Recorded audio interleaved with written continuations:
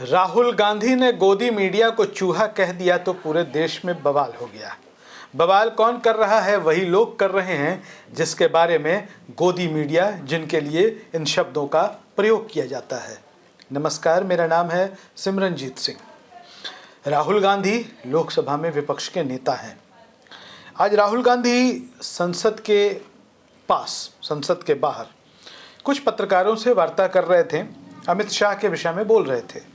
उनका कहना था कि हम गृह मंत्री अमित शाह के भाषण में हमारा कोई इंटरेस्ट नहीं है, और हम जो हमारे मुद्दे हैं, जो हमारा कंसर्न है, वो पैलेट गन या फायरिंग जो छात्रों पर हुआ था, उस मुद्दे को लेकर है।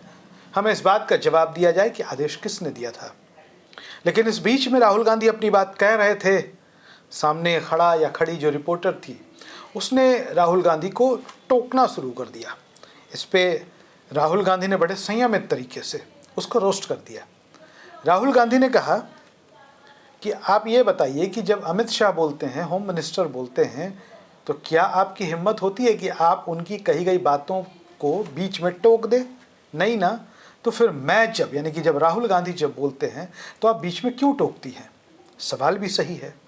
एक व्यक्ति जो इस देश में लगातार 2004 से आज 2026 आ गया, 22 वर्षों के सांसद हैं, जो इस देश की सबसे पुरानी पार्टी कांग्रेस के राष्ट्रीय अध्यक्ष रह चुके हैं, और आज भी भारत की लोकसभा में विपक्ष के नेता हैं।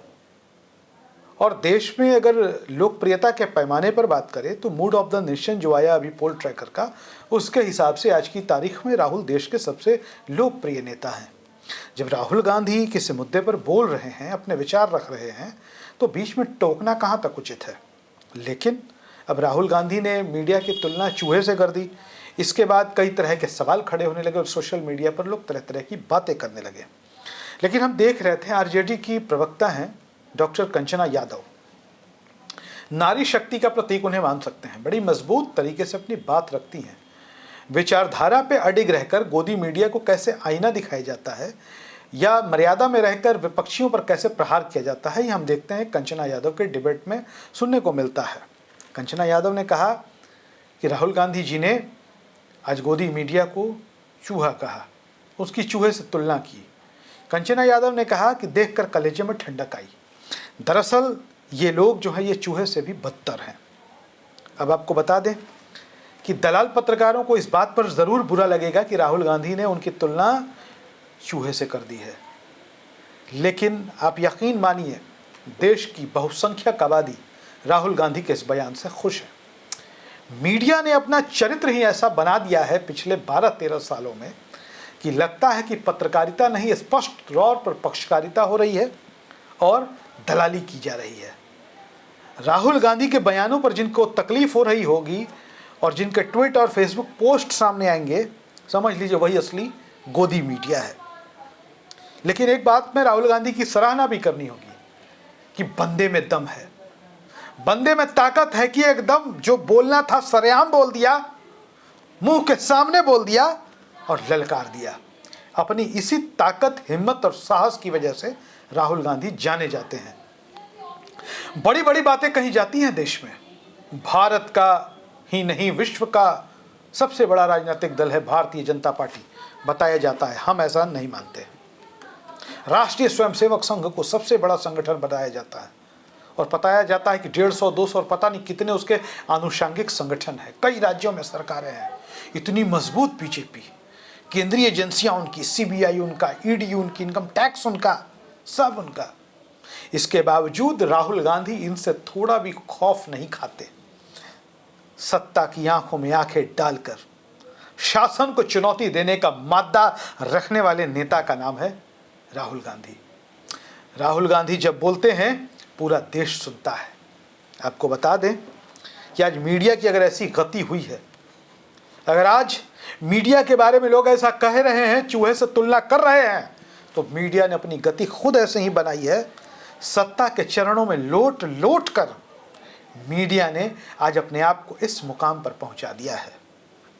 राहुल गांधी ने जैसा रोस्ट किया मीडिया को, शायद किसी ने किया होगा, वैसे कल्पना भी किसी ने नहीं की होगी।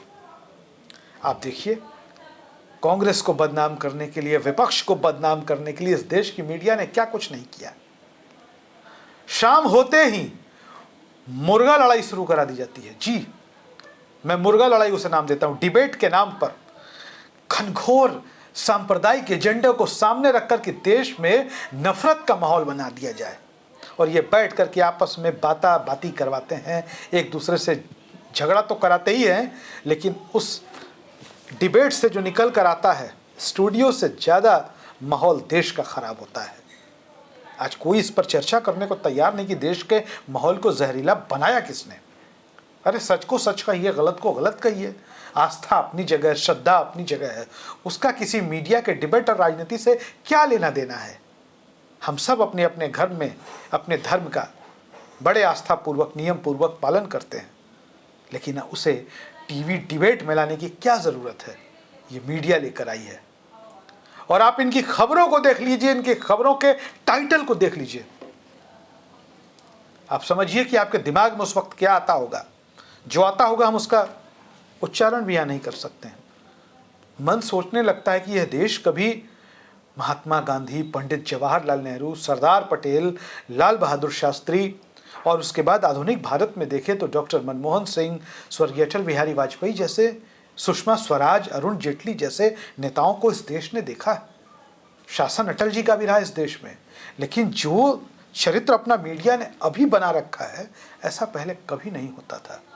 और यकीन मानिए पत्रकारों की भाषा तो और बदतर है।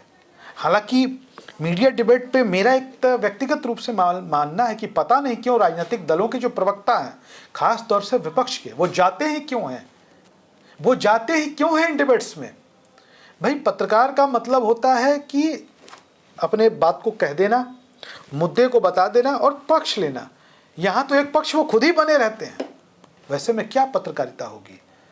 और जो वहाँ जा कर के एक तरफा मैं आपको बताऊं कि एक तो बीजेपी के प्रवक्ता होते ही हैं, पत्रकार खुद ही बीजेपी के प्रवक्ता बन जाते हैं, एक आरएसएस का विचारक आ जाता है, एक राजनीतिक विश्लेषक आ जाता है, ये सब बीजेपी की बोली बोलते हैं और एक बैठा दिया जाता है विपक्ष के प्रवक्ता को। हालांकि विपक्ष का प्रवक्ता बहादुरी से अपनी बात रखता है क्योंकि उसकी बातों में दम है, लेकिन आज देश की शिक्षा व्यवस्था, देश की स्वास्थ्य व्यवस्था, देश की न्याय व्यवस्था के साल में खड़ी है, कोई मीडिया इस पर सवाल खड़ा करने को तैयार ही नहीं है।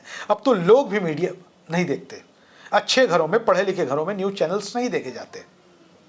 और यही स्थिति आज मीडिया की बन गई है कि आज 156 या 158 नंबर है media ranking, world ranking Bharat की मीडिया का। ऐसे में अभी अपने बच्चों को मीडिया से दूर रखें, कम से कम न्यूज़ चैनलों से तो ज़रूर दूर रखें, और इनसे कोई ज्ञान हासिल नहीं हो सकता। भारत 1947 में आज़ाद हुआ था और इनके लोग बताते हैं कि 2014 से आज़ादी मिली थी, मतलब जब से मोदी जी की सरकार बनी। तो इससे ज्ञान नहीं हो रहा है, दिमाग में कूड़ा करकट और कबाड़ ही भर रहा है। तो राहुल गांधी ने आज इनको सबक सिखा दिया है और अच्छे तरीके से सिखाया है, लोकतांत्रिक और मर्यादित तरीके से। विरोध नहीं होना चाहिए, राहुल गांधी की सराहना होनी चाहिए। धन्यवाद।